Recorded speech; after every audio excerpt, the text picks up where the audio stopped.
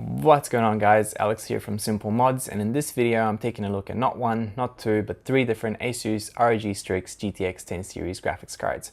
I have the ASUS ROG Strix GTX 1060, 1070, and of course the GTX 1080.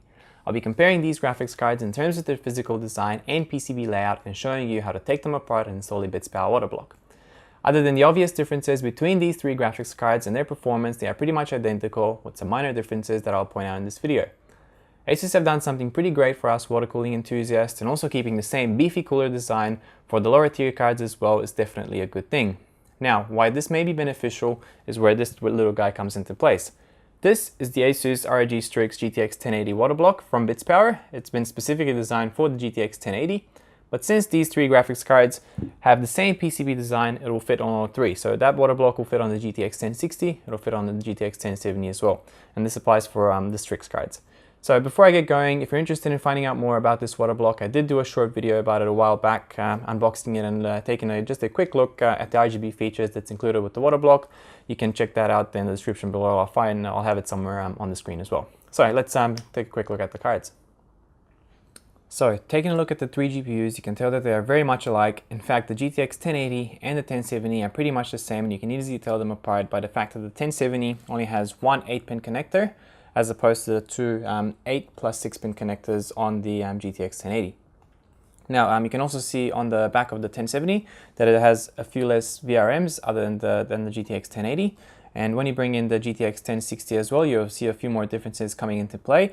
So there are slight different cutouts around on the backplate, around the GPU core, and some other areas, such as down here. And then other than that, they have taken away the RGB illumination around the ROG logo that the GTX 1070 and 1080 have. So the ROG logo there does light up on the 1070 and the 1080 graphics cards as well. So other than that, in terms of the physical design of the graphics cards, they are pretty much exactly the same. So they all use the same 3-fan cooler with RGB illumination that can be controlled by the ASUS Aura software once you have these plugged in onto your computer. So as you can see from this side, they all look pretty much exactly the same. All three graphics cards will have the two 4-pin fan connectors that you can find on this end of the PCB. For that, you can connect fans directly to the graphics card and have them synced to the GPU temperature rather than the CPU temperature if you want to do that.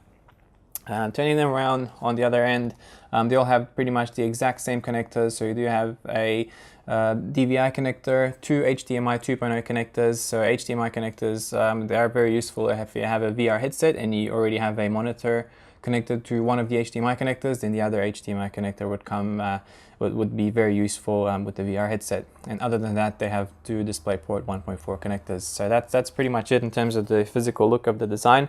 Now, in terms of the PCB layout, let me just turn them back around the other way.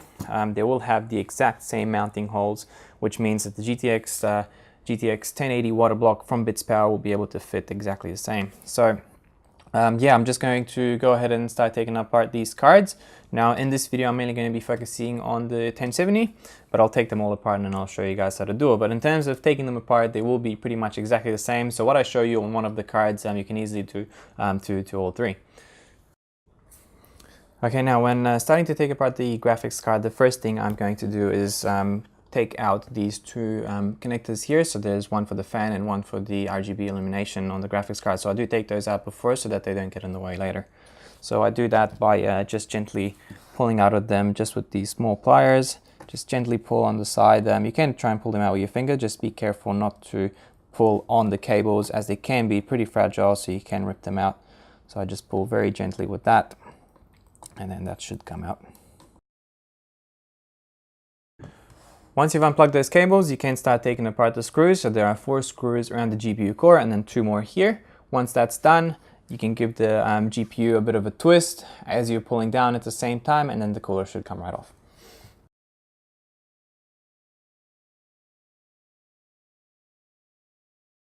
Now, once you have the cooler off, before you do anything else, the first thing you should do is make sure you put the screws back into the same mounting holes on the cooler. That way you can make sure you don't lose them, and also if you want to put the cooler back on, put the graphics card back together later, you know exactly where they go.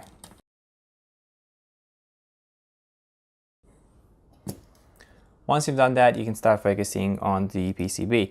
Now it does have a plate that goes over the memory modules, so it goes over the VRAM, And you can take that off. It does have 2 screws on the IO shield that you will have to take out, and then 4 more screws on the PCB. So I would start by undoing the IO shield screws, and then you can do over the other, take off the other screws, and then that way the plate should come right off.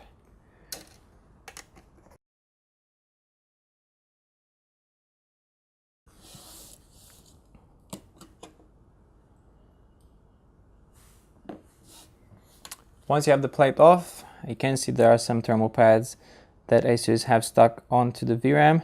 So you can just slightly take that off. You will be putting other one from the Waterblock on there. And what I'm doing, just not to lose them, if you do want to use them later, just sticking them onto the plate, and then you can securely put this back into the GPU box.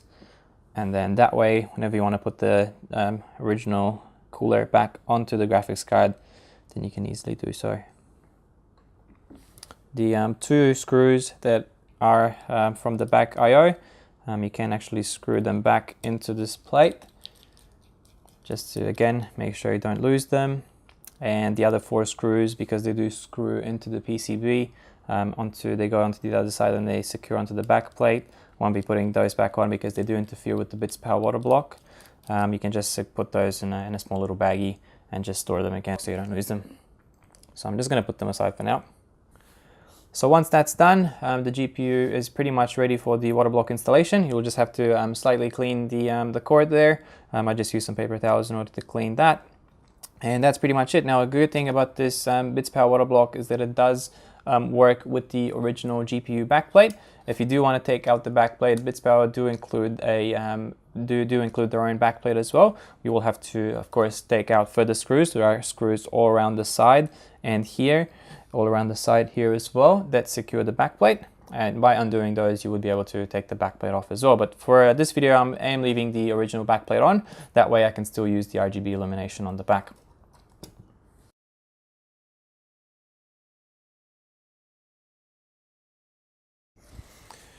Alright, so that should be nice and clean now. And what I'm going to be doing is I will be preparing the graphics card further before I install the Waterblock. So Bitspower do include a little baggie with everything that you need. So you will need to cut to size these thermal pads in order to stick them over the VRAM as well as the VRM before you put on the Waterblock. And then I do have some thermal paste, so I'm using just some Master Gel thermal paste from Cooler Master to apply that over the GPU core. And the way I do that usually is just in a cross pattern, just across the GPU core, and that should be enough.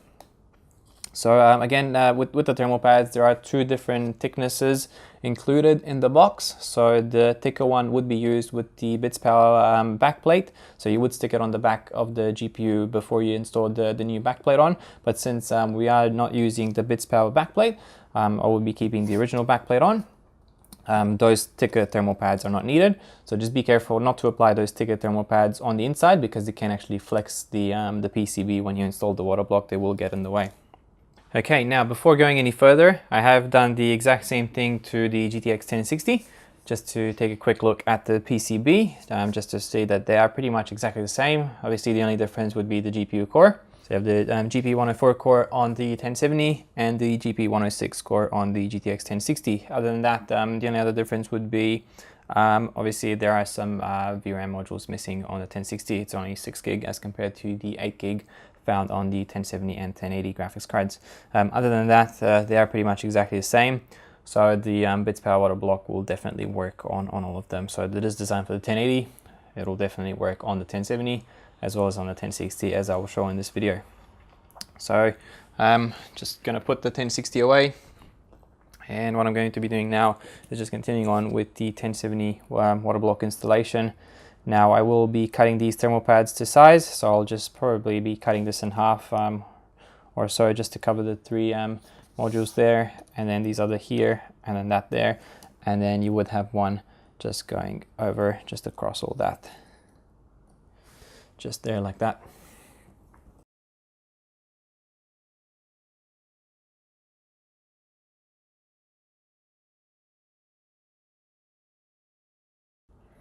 Okay, once the thermal pads are applied, just going to go ahead and apply the thermal paste. Just like I said before, usually do it just in a cross pattern. just like that. All right, should be plenty for it.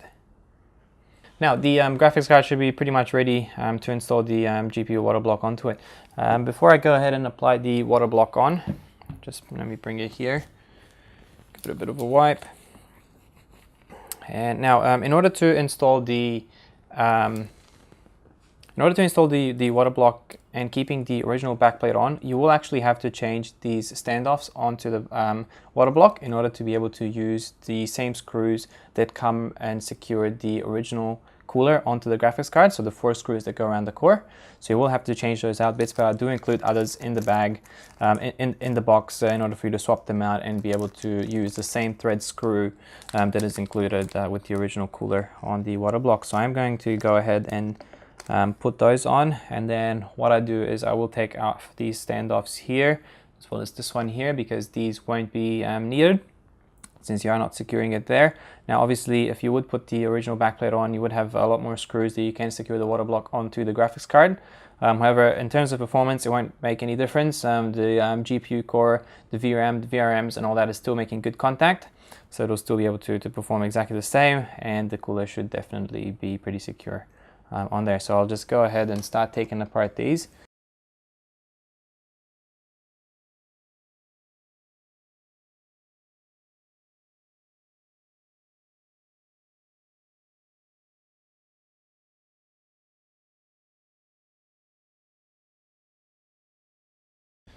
Now I'll just give it a bit of a wipe.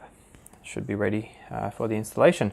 Now you will need 4 of the screws, so the original screws that go around the GPU core that came with the original cooler. And then if you remember the plate that was on the PCB that was just covering the VRAMs, it did have 4 screws on the PCB, so just one of those screws you will use to secure here, so that one will go through the back plate. Now what I do in order to make this an easy installation, in order to be able to line up the holes properly on the graphics card when you are mounting it, what I do is I just use the Waterblock box, and I stick the Waterblock on it.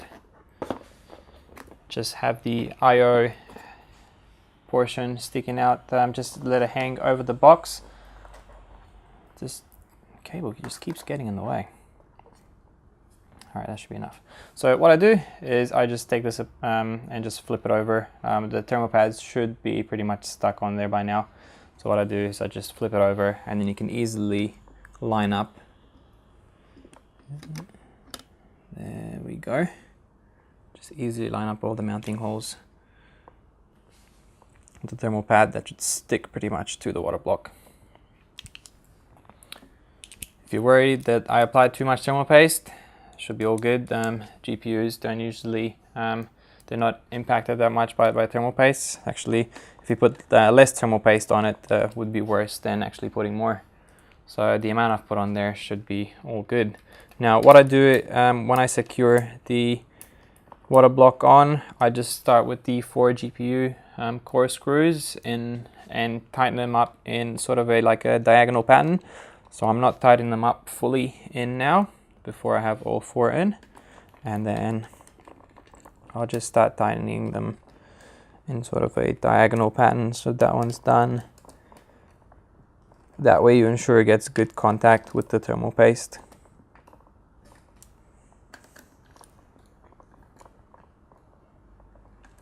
Alright, so that's done. And now what I do is I get one of the screws that were from that plate that was covering the VRAMs, and just going through here. So this one goes through the back plate into that other standoff that we've just put on, and it secures it properly. And that's pretty much it. Waterblock is installed. So that's the Strix GTX 1080 Waterblock from Bitspower, now installed on a 1070.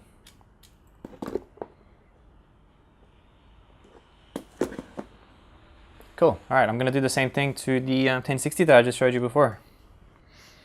All right, guys, so here we have the GTX 1060 with a Bitspower GTX 1080 Waterblock installed on it, as well as the GTX 1070.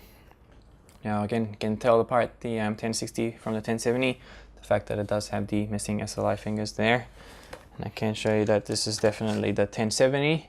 due to the fact that it only has the one 8-pin power connector. So that's pretty much it, guys. You can definitely install these water blocks onto the 1070 and the 1060 card as well. Okay, now before I conclude this video, another thing that I wanted to show you, there was some people that asked about it in the other video where I did an overview of the water block, and that was in terms of this plate that Bitspower have put over the water block. So it is a full clear acrylic block, but it does have this plate that goes over it. Now this plate is not glued on or anything like that, so it does lift off, as you can see. If you can see that just a little bit. And it does have these screws that go all around it that actually keep it in place. And with the included Allen key that you could use to install the water block on if you are using the original backplate. Now I didn't use this, and I didn't use any of the screws that is included with the water block, just because I did use the original ones in order to keep the back plates on there, the original ones. Now just undoing these screws just to show you. I actually haven't done this before in order to get a good look at the water block myself either. But if you are after that full clear water block look and you don't quite like the Bitspower logo and the Strix logo there, you can actually take this apart completely.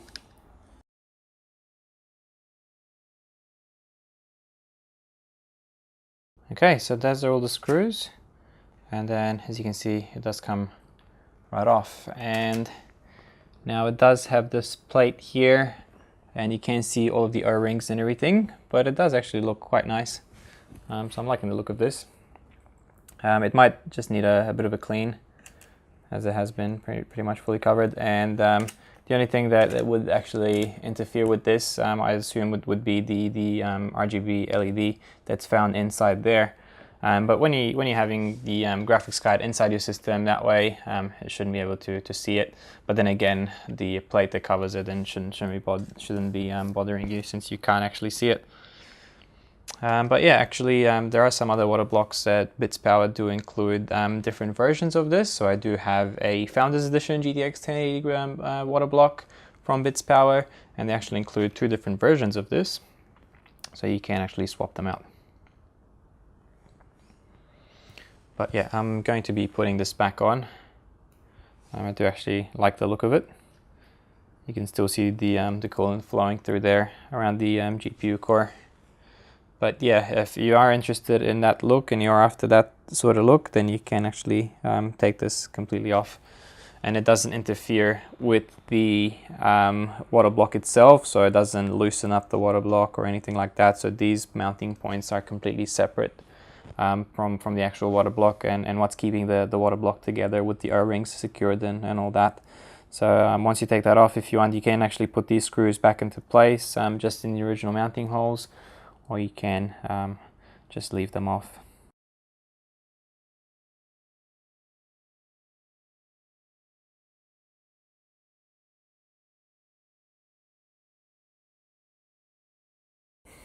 So there you have it, guys, a Bitspower ASUS ROG Strix GTX 1080 water block installed on the Strix GTX 1070 and 1060 graphics cards.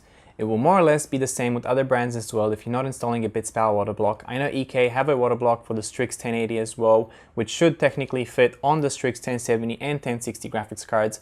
However, I don't have the water block here in order to compare. Anyways, thanks for watching this video, guys. I hope you enjoyed it and learned something about installing a GPU water block. And for more videos like this, as well as to check out video logs to my custom modded builds, please check out my channel, subscribe if you like, and I'll see you in the next video.